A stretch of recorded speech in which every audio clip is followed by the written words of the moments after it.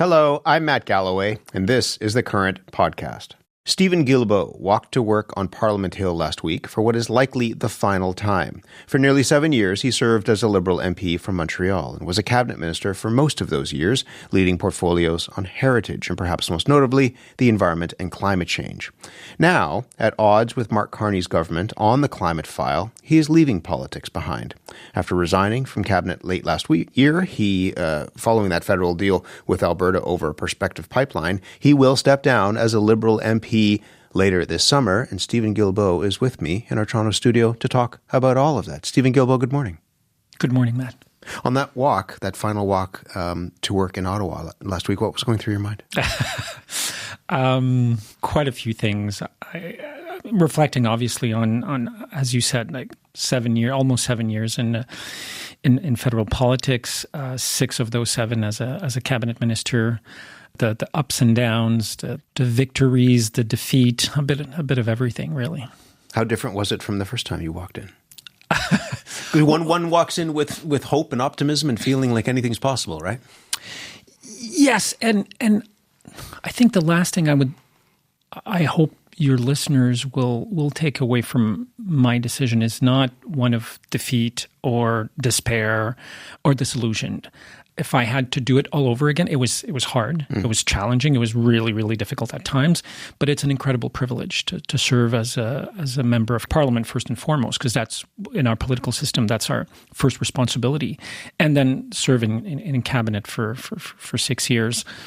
Politics is a place where sometimes, if you work well, if you surround yourself with good people, if you know how to make alliances, you can do incredible things. So why are you leaving? Because I feel that on the issue of climate change, which is an issue very dear to my heart, something I've spent, the vast majority of my adult life working on, I can no longer have a positive influence on the direction that the government has taken on this issue. And I want to continue trying to have a positive impact on this, as well as other issues like nature, biodiversity, fight against plastic pollution. So I'm going to, my goal is to continue this fight, but outside politics. What was the breaking point? I'd said in the introduction that perhaps it was the federal deal with Alberta over a prospective pipeline. Was that, as they say, the straw that broke the camel's back? I first saw the proposed Memorandum of Understanding, the MOU, 2 days before it was made public back in November. Between the federal government and Alberta. Between the federal government and Alberta. And at that point, it was pretty baked in. I was asked, if you had some changes to propose, what those be? And I made a series of recommendations, none of which were integrated because at that point, Alberta had a deal, so why would they compromise on something they really liked? And as you know, Matt, in our political system, if you're a member of cabinet, you're bound by cabinet solidarity. So you have to, even if you disagree with a cabinet decision, you have to at least publicly support it. And I felt I couldn't do that with that MOU with Alberta. And it's not. So there's a debate, and there will continue to be a debate for some time as to whether or not a new pipeline is going to be built.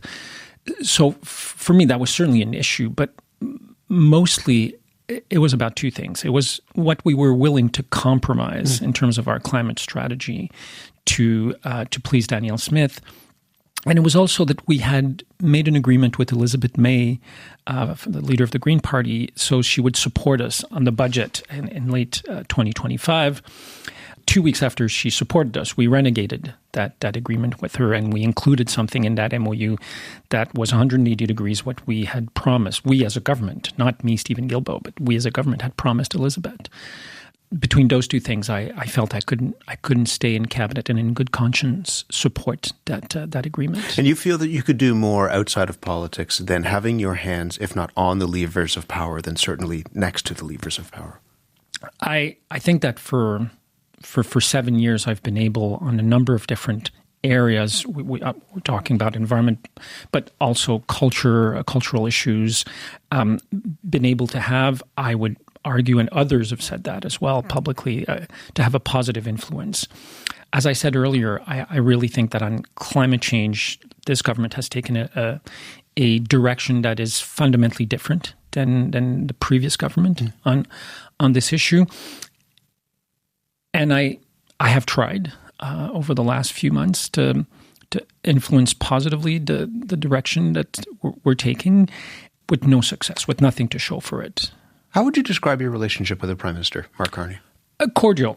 I haven't spoken with him recently, but we've spoken a number of times since I left cabinet. I ask in part because before he entered politics, he was somebody who, he coined that phrase, the tragedy of the horizon, which is about how climate change and the impacts of climate change will outlast the short-term political ambitions and goals of those in elected office. He managed to corral, and it broke apart, but managed to corral many of the major financial institutions to support net zero initiatives. Yeah. After he became Prime Minister, he did this interview with Michelle Hussein on Bloomberg, and she said, "What happened to you?" You kind of have a smile on your face when I say that, because I think a lot of people wondered if this was the guy before he entered politics, and now this is the Prime Minister that we're seeing. What happened to him, do you think? How do you answer that question? Do you understand the change that he's made? Well, I knew Mark before I knew Prime Minister Carney, because I have worked with him over the years on the issue of climate change, nature protection, when he was Special Envoy to the Secretary General of the United Nations on climate finance. And I must confess that I'm having a hard time understanding the change in direction on something he has spoken about, written about at length, which is the issue of climate change, and how he himself has many times referred to it as, the challenge of our times. And one could argue, well, when he wrote those things, he wasn't the leader of a G7 country. There was no trade war with the United States. Some of those things are true. Some of them are not. When he ran for the leadership of the Liberal Party, Donald Trump was already president of the United States. When he was elected prime minister, the tariff war had already started. And yet our electoral platform, which is just barely a year old, spoke about climate change 28 times. It did not speak about pipeline. Pipeline isn't mentioned in the Liberal platform for the 2025 election. So to pin this on changing geopolitics, I think is a bit short. So I don't have a convincing or satisfying answer to your question. It's interesting because the polling suggests that the majority of Canadians support, at the very least, the concept of a new pipeline that would move oil from Alberta to the BC coast. How do you understand that? And does that not suggest that the Prime Minister is doing what Canadians want in some ways? It is true that when you look at the polls, the Liberal Party of Canada is extremely popular. There's some polls, recent polls, that have shown maybe a drop in support. But this is about specific polling around a pipeline, too. Yeah, and I will get to pipeline. We've seen that in the past. People will tend to agree more with things when they're theoretical. So we're having a discussion about a pipeline, but we don't have a route yet. I think and we've seen this before with the Trans Mountain expansion, for example, under Prime Minister Trudeau, that the level of support for the pipeline will likely go down if history tells us anything, when the project becomes more concrete, when we start seeing and talking and understanding the impacts, the environmental impacts, the impacts to communities of such projects. So I think if we're to take this as the only indicator, I would think it's a bit of a mistake. Certainly, for someone who's been working in this field for a very long time, I've seen this before. We'll be right back with more of the current podcast. You've said, these are your words, we are rewarding bad behavior when it comes to this deal with Alberta, between Alberta and the federal government. What do you mean by that? I was actually quoting Premier Eby. David Eby, who said the same thing. From British Columbia. As a Quebecer, I'm forced to wonder what would be the state of our federation if in 1980 or 1995 we would have given the Parti Québécois everything they wanted at the time when they wanted to hold a referendum. Do you believe that's what's happening now? That Alberta is getting everything it wants because it's threatening to, or some people in Alberta are threatening to leave the country? Well, that's certainly what David Eby, Premier of British Columbia, is saying. That's certainly what a number of other political commentators and analysts have said. And is that what you believe? I understand that the Prime Minister is worried about the separatist movement in Alberta. I think anyone who cares about the Federation should be. Where I disagree with him is on the tactics that we're using. We're negotiating with arguably the least reliable leader of any provinces in our federation. You mean Danielle Smith, the Premier of Alberta? What do you mean she's the least reliable? Well, so 2 weeks after the MOU was first signed back at the end of 2025, where she had committed to strengthen industrial carbon pricing in her province, 2 weeks later she weakened it. We signed an agreement in principle on the reduction of emission of methane, a very powerful greenhouse gas from the oil and gas sector, where, again, she was supposed to strengthen her own regulations on methane. 2 days later, she moves ahead with new measures to weaken those the Alberta regulations on methane. The MOU was supposed to help address the issue of separatism in Alberta. Shortly after that, she announced that she was going to be holding 9 referendums. So I'm forced to wonder, what exactly did the Federation get in exchange for everything we left on the table as part of this agreement with Danielle Smith? And I can't find a satisfying answer. She is no fan of yours. I can't imagine there are I think you could say that. Holiday cards that will be exchanged. She has said, when you announced that you would be resigning as an MP, the Premier of Alberta, Danielle Smith, said in an interview, "I think that he has done more to damage national unity probably than any other politician." How much ownership do you take for the deterioration of the federal government's relationships with the province of Alberta?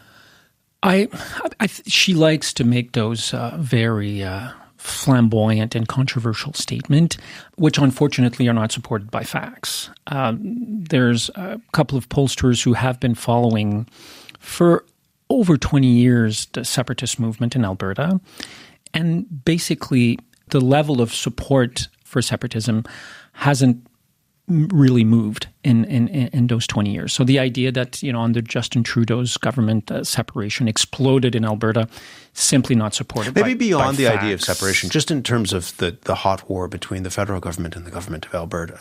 I think I was a very convenient political target for Premier Smith, because I represent many of the things that part of her base despise.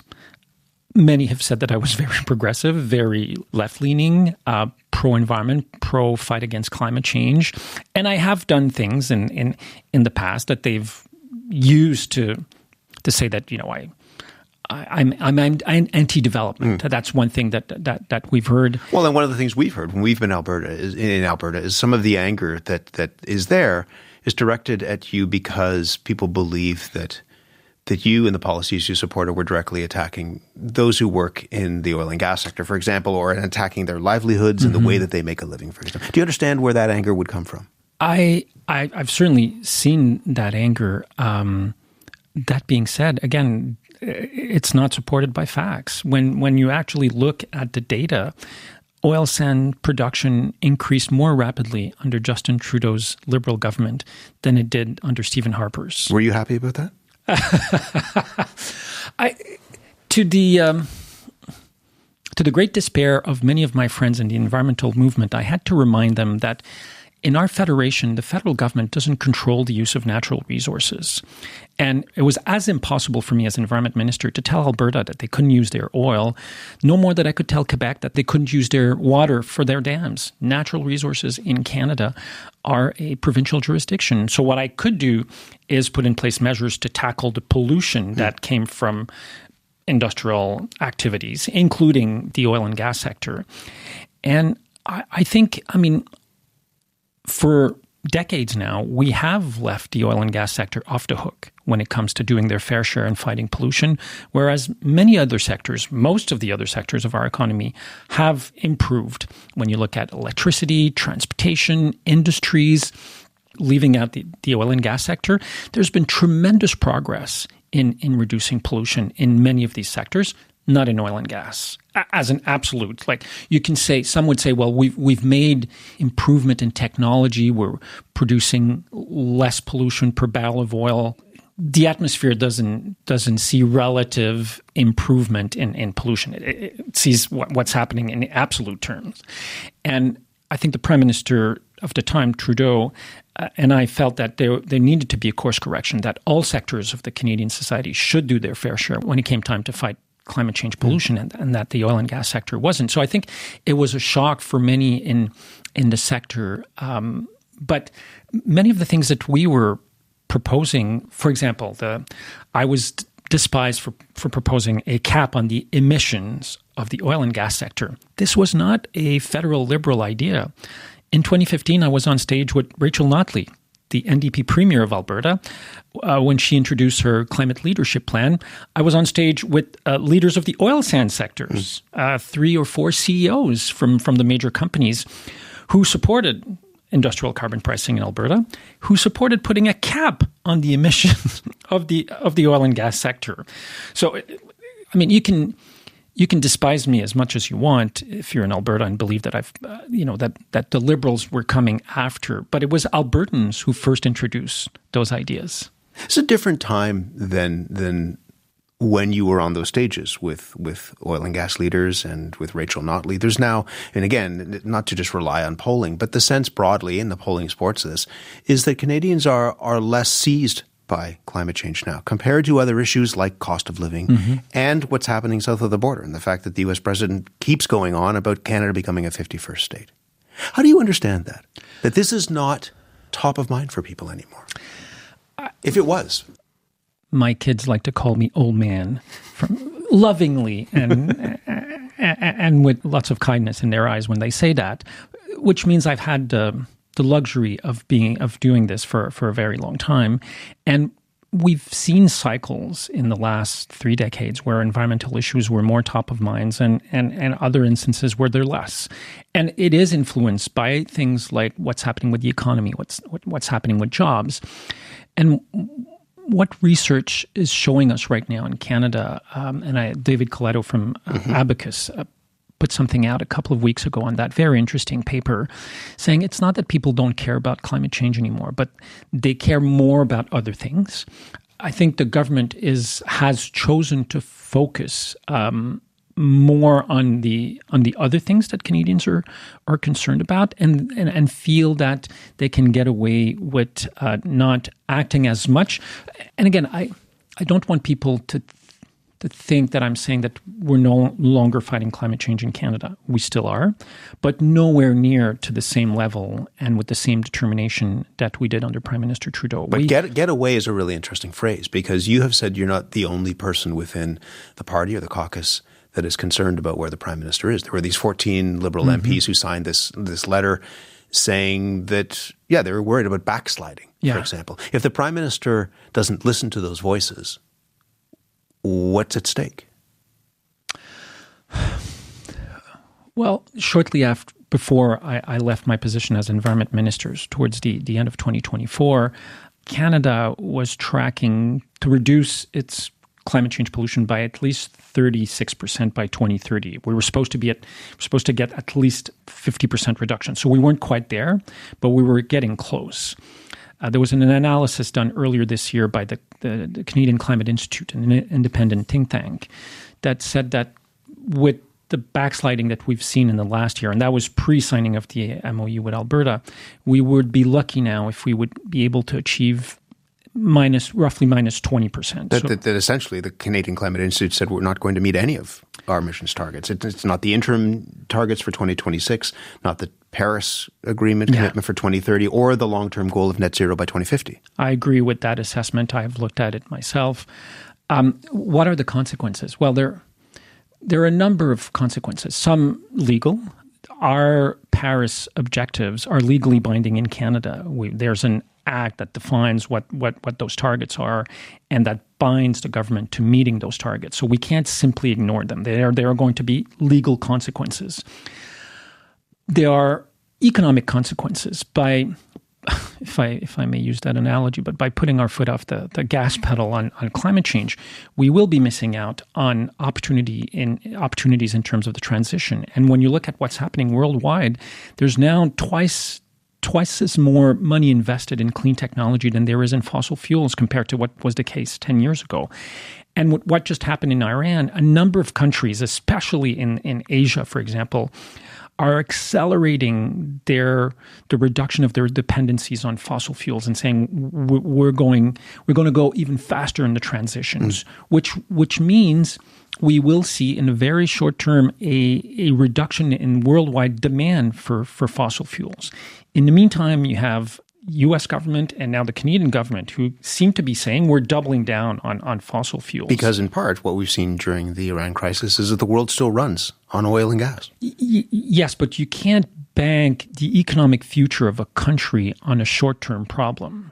I can't see what the benefit of that will be when probably around 2030 we will see peak demand for oil products. 2030? 2030. That is what the International Energy Agency has been saying. In 2017, 1 in 70 vehicles around the world sold was electric. At the end of 2024, it was 1 in 4. Globally, we're not talking about Norway or Sweden. We're talking about around the world. So as more and more countries decide to electrify their transportation, their industries, their buildings, demand for oil is going to come down. And I think the third consequence of not doing what we should be doing in Canada is a moral one. How can we as a country show up at UN meetings on climate change and have conversations with economies in transition, China, India, Vietnam, Indonesia, and say, well, guys, you need to reduce your emissions, you need to reduce your pollution, climate change is upon us. What kind of credibility will we have when it's going to become, it is becoming very clear that we are backsliding on this? So I'll let you go, but just two things on that finally before. One is, now that you're not going to be at the table, where will your voice be in that conversation? What are you going to do next? I don't know, honestly, Matt. But we will continue, broadly, like the country will continue to hear from you on these issues. I suspect so, yes. You said that you don't leave with despair. Did you enjoy politics? Politics is about a lot of things. It's about service and sacrifice. It's about compromise. Mm-hmm. It's about being a public person. And yeah, you used the word despise. There are some people who might despise you, some people who might love you. Did you like it? I loved it. And if I had to do it all over again, I would. It would have been impossible for me to help convince in Montreal in 2022 at a UN meeting 196 countries to protect 30% of the planet by 2030 had I not gone into politics. It would have been impossible for me and others, because you never do anything alone in politics, to show for the first time in Canada's history that through public policies we can fight pollution and have a prosperous economy. In a 2021-2023 period, we were outpacing all of our G7 peers in terms of climate pollution reduction. So we've shown that we can do that, and I'm hopeful that climate is not the priority it used to be not so long ago in Canada. This will change. A year from now, 2 years from now, it will become a priority again. Canadians will demand it, and we now know how to do this. I hope we have the chance to talk again in future. In the meantime, I'm really glad to have you here this morning. Thank you. I would love that. Thank you very much, Matt. Steven Guilbeault is a former Environment Minister and outgoing Liberal MP. He was with me in our Toronto studio. You've been listening to The Current Podcast. My name is Matt Galloway. Thanks for listening. I'll talk to you soon.